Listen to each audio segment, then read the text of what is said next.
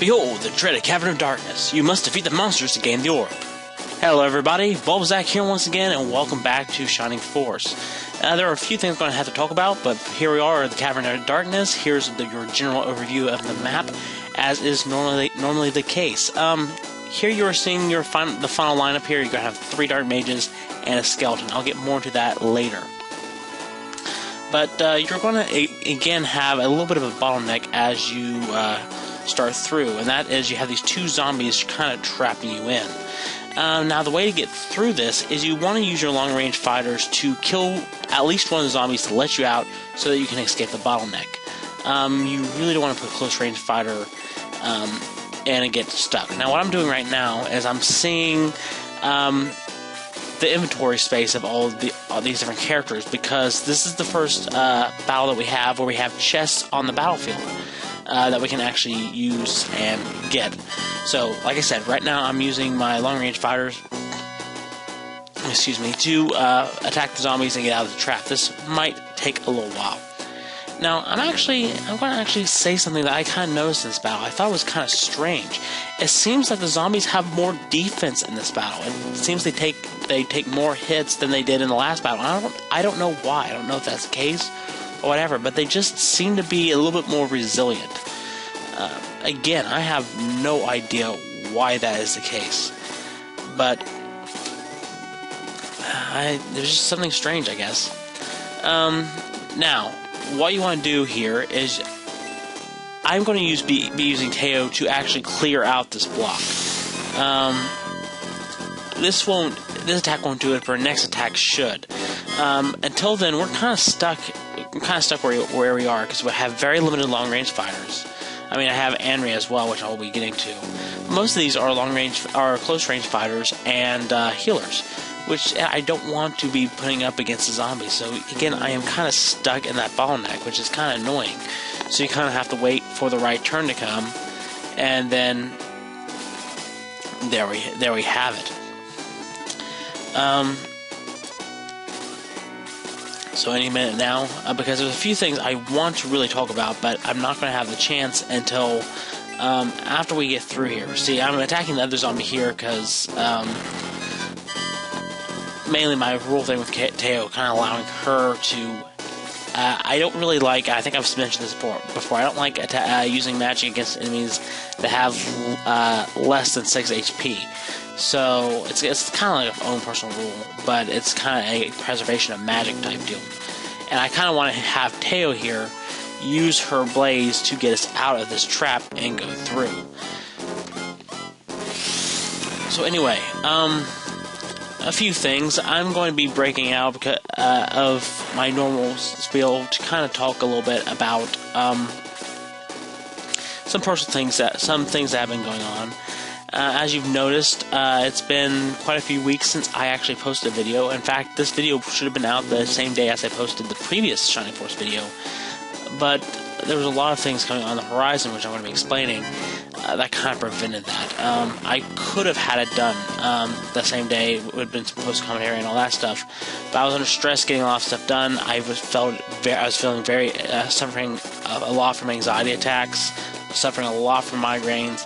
I was just under too much stress that I just couldn't handle it to actually sit myself down and do this video. And it took me a while now to do this video because I have not had the access to my computer that I used to have. That's why you haven't been seeing any new videos from me. I have not been able for personal... it's really hard to get into. I really don't want to get into. But for personal reasons, I have not been able to. Now, before we go any further, I'm going to actually discuss that right now what I'm doing and what I checked is I'm sending Teo up for that chest up in the upper left corner. And I kind of want to talk really quickly how this is going to affect the battle. Because what I'm doing is I'm kind of setting her away from everybody else. And it's going to take her a while to get up there. It's going to take a while for her to join the company. And what that means is she could have been really, really useful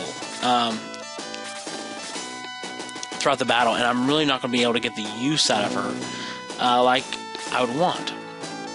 So, because of that, because of sending her up to the chest, is she's essentially going to be useless as bound. It's not going to be getting as much experience. It's not going to be really pulling her weight as she should. Now getting back into what I was talking about is, yes, personal reasons. Mainly, I've been having some problems in this economy finding a job, and due to a bunch of reasons I won't get into, I at the moment do not have standard computer access. I have access right now because I've kind of snuck some access, but I really shouldn't be doing that. And I'm trying to do my best right now to mainly focus on job searching. I have several avenues that I'm actually checking out that hopefully this all gets cleared up. But in the meantime, if I do have computer access, I'm not going to be making videos at the moment. I'm not going to be doing this. I'm not going to be doing that, so I can focus on some things that are really important. And until the situation is cleared up, don't expect any videos from me. The best I can do is maybe try to get some articles out for Unreal Arcade, but as far as videos, that's a no-go. It's taking a lot just to get this video out right now, but I'm doing the best I can. Hopefully, if all things go well, the situation should be cleared up within the next few weeks. But if it isn't, I'm going to say, you guys, it might be a while before you guys see another video from me, which sucks because I really want to finish Shining Force and Chrono Trigger and all these other Let's Plays as quickly as possible and get on to some new stuff and continue producing content for you guys. I mean, I had some really cool stuff lined up, but the problem is this is kind of taking focus away from where it needs to be at the moment. And at the moment, because of a bunch of situations, as I said, is I'm not going to have the computer access to make this stuff, and even if I did, this might not be the wisest course of action. So until this stuff is cleared up, especially in the job situation, until I find something out, until it's cleared up, this will be the last video for a while, which is why I'm kind of making it a sort of announcement video. So there you go. Now, here we have the new character we got by the name of Anri. She's a mage as well, and you saw that she has Blaze. Although it looks like it, she is not a blatant ripoff of Teo. Anri is useful in her own respect. Right now, she is really, really weak. She's weaker. She has less HP and less MP than Teo does. She has a weaker Blaze spell, and that might make people think that she isn't a great character. I remember that first time I played it, my sister and I were really into playing this game. We absolutely love this game, and my sister actually did before I did. She got way, way ahead of me, and so I would find out about some stuff before she did. Of course, when I was going through it, I was trying to more 100% it, and I was trying things out, and I actually discovered some things that she didn't. But at the same time, she actually was quite a bit ahead of me as well. Now, the thing with Anri, though, is my sister, I don't know how she really played. She was really, really more aggressive, believe it or not, than I was with her magicians and her healers, and she kind of put them more out in the open sometimes. And Anri would end up getting killed a lot of the times. Anri was the most killed character in my sister's unit, in my sister's force. And so later on in the game, she of course phased Anri out because Anri kept on getting killed, and of course, my sister's thinking, what good is she? Well, I continue to use Anri throughout the game because why not? It's a mage. There's better things to do. And as I used her, she started really, really developing more as mage. Now, my sister found out, of course, that Anri learns freeze. Teo does not learn freeze, but Anri learns the freeze spell, which is what makes her unique. She excels more in the freeze spells than the blaze spells, but we'll get more to that when she actually learns it within the next chapter or so. But the thing is, even with the free spell, Anri would still be getting killed more with my sister's game. So, like I said, she phased her out. And when I played, I of course used Anri for a little bit more, and I made a discovery later on in the game. You know, Teo can get really buff, and Teo learned Blaze level 4, which is great for my sister. It's like, oh yeah, it's the highest Blaze spell, very, very powerful. I normally reserve for bosses, as I'll talk about when we actually get there. But Anri, if you really take the time to level her up, Anri will learn Freeze level 4. Which is just as good, and in fact, in many ways, it's better. In fact, I would really recommend taking the time to level Anri up. The combination of Anri and Teo, it's a very powerful mage combination, and I recommend keeping with it throughout the game. And when I told my sister this, of course, you know, she was amazed, you know, because Anri was actually very, very useful, and Anri became a very, very standard member of my team every single time I play this game. Now, we've seen a few of the characters opening treasure chests in battle, and there's mechanics we're getting into this game, this battle that's actually part of this game that we have not seen yet, and that's the fact that when there's a chest in the battle, you actually can open it in the battle. You have to get the characters up there. They have to actually be facing the chest, and you have to select Search, and that character will open the chest. If there's anything in that chest, they will get it, and you will gain the items. There was some chests in some other battles, but they were empty because we emptied them out previously. This battle, I probably could have opened the chests afterwards, but I always like opening the chests in battle.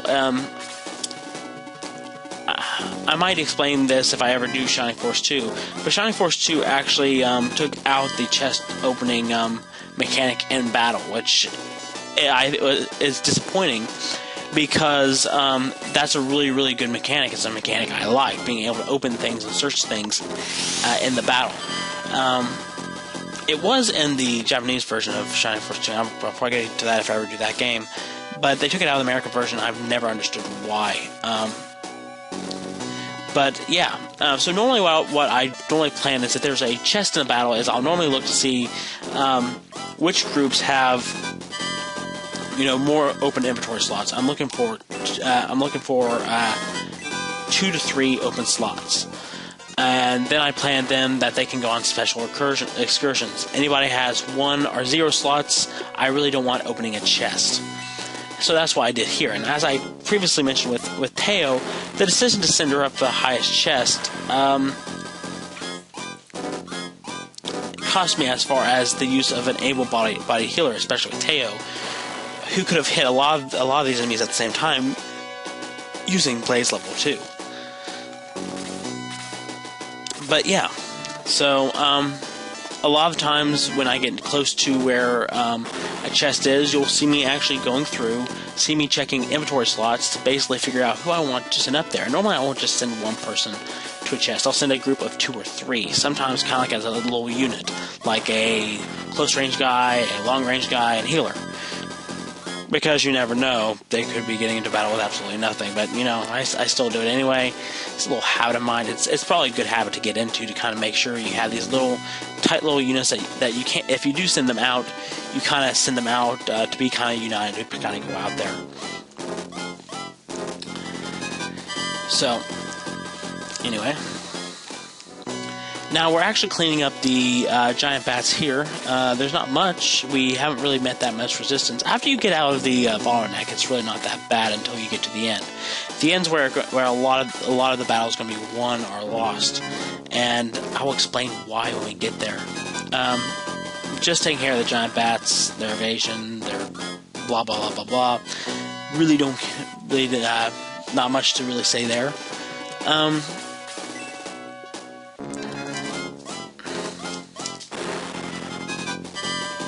Maybe I can think of some things that have happened recently, because I covered why I haven't had any videos. But I was actually, at the time, I was actually working on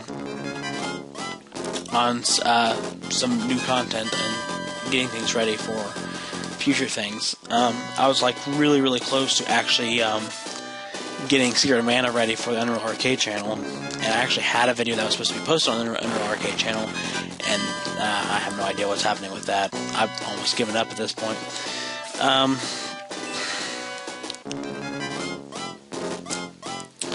And also in the time I've been away, of course, YouTube's implemented the new page layout, new setup, forced everybody to do it.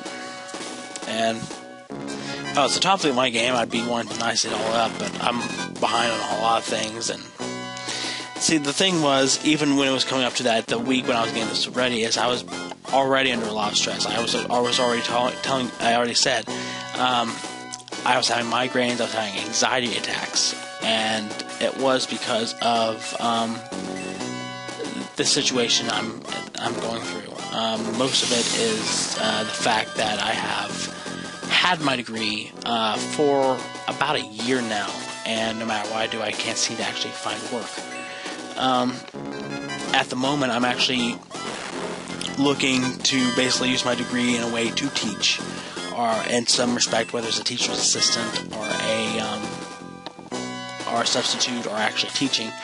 So getting my temporary teaching certificate and seeing where that goes, because I know that there are a few teaching jobs open, and if push comes to shove, by July 15th, the substitute teacher pool will open once again, and there you go.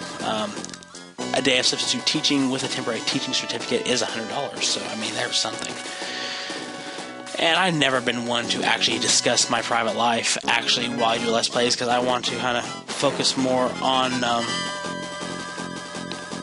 the various things that are part of the actual Let's Play. I want to focus on the game itself. But I think now it's a pretty good time to give you guys an idea. It's kind of been rough. In the meantime, I am working on stuff mainly for Anri Arcade. Things I have been doing in the meantime is working on some new articles for Anri Arcade. Working on a lot of first impressions reviews for mainly portable gaming titles. So that's Game Boy, Game Boy Color,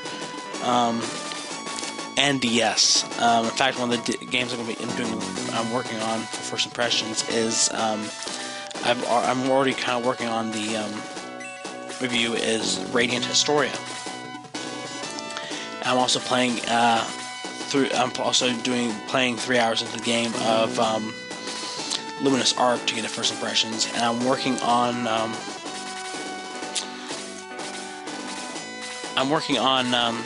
Phantom Hourglass to finish that, so that I can move on to Spirit Tracks, get first impressions of that.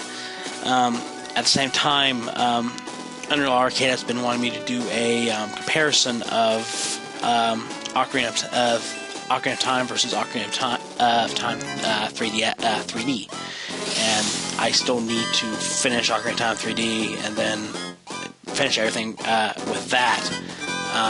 Playing through the game, playing through Master Quest to kind of go back and forth. And I know I'm spending my time just talking about this, but I figure this was the best time to talk about such things, because you might as well consider this kind of like a mini update video. I'm also working on a new series that I'll put out the first 2 installments, you might as well say, within the next 2 weeks. Having been working on them now, and then work on the rest after my situation is taken care of. It's a series I've been working on for a while, article-wise, and I also have a few top 10s planned. One of them is the top 10 Zelda boss battles. Another one is I'm working on Another one I'm working on is the last 5 video game consoles you will ever need to own. Stuff like that. I'm trying to work more on it, but again, it's a whole thing of finding it and balancing out everything you need to do in priorities, and that's one thing I'm kind of working on right now. So, anyway, back to actual game strategy thing. Here we have 3 dark mages. They kind of are lined up to really give you a hard time. Almost like you'll be hit by any 2 mages at a time. Which makes this very, very dangerous. And here I am doing something very, very stupid. Is I'm putting my main guy in the line of fire.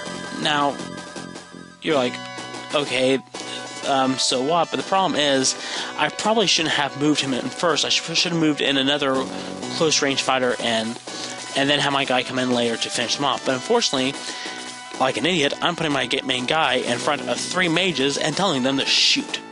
And they will shoot with the strongest mage they have possible, which is Blaze level 2, which puts me in a very bad spot, because if one more mage hits me, I'm dead. Now, I have this rule, I don't want to get 2 or more, I don't really want to get 2 or more, don't want to get my characters involved like that. I really don't want to, I normally don't want them to be flanked on either side. But the deal is that if I don't,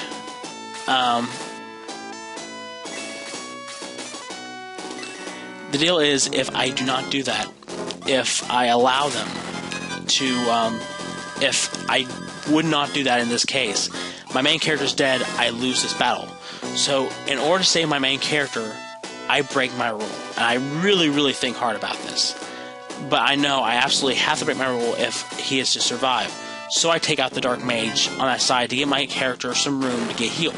Now, I made a mistake earlier. As you saw, I moved Lowe in behind him, but I did not use Lowe to heal. I forgot absolutely to use healing magic on Lowe.